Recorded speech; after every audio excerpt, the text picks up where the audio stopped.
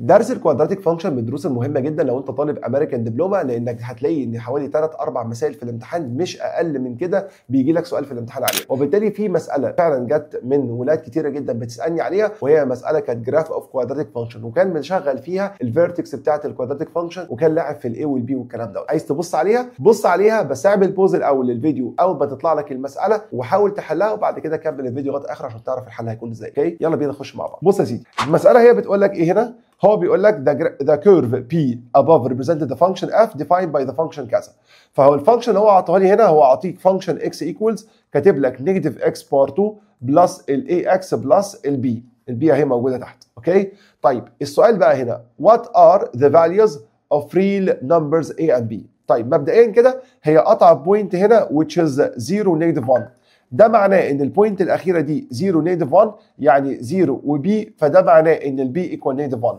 فبالتالي انا هكنسل ده لان هنا البي بنيجاتيف 3، وهكنسل ده لان البي ايكوال نيجاتيف هاف. فقدامك يا اما بي يا اما سي، اختار ازاي ما بينهم؟ حضرتك لو انت عملت خط كده في النص هتلاحظ ان الفيرتكس في القصه دي يا جماعه هي عباره عن ايه؟ هي الاكس في بتاعتها او الايكويشن اوف سيمتري هتبقى عباره عن الخط اللي في النص بالظبط. يعني الاكس في هنا هيبقى من الاخر كده هو عباره عن نيجاتيف 3 over 2 او زي ما بيقولوا نيجاتيف 1.5 اللي هو ما بين النيجاتيف 1 وما بين النيجاتيف 2.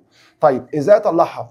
على الاكزامبل القديم اللي احنا عارفينه، لو انت عندك فانكشن اكس ايكوال اي اكس باور 2 بلس البي اكس بلس السي، لو الشكل دوت لما بحب اطلع الاكس في بيبقى عباره عن نيجاتيف بي اوفر 2 اي.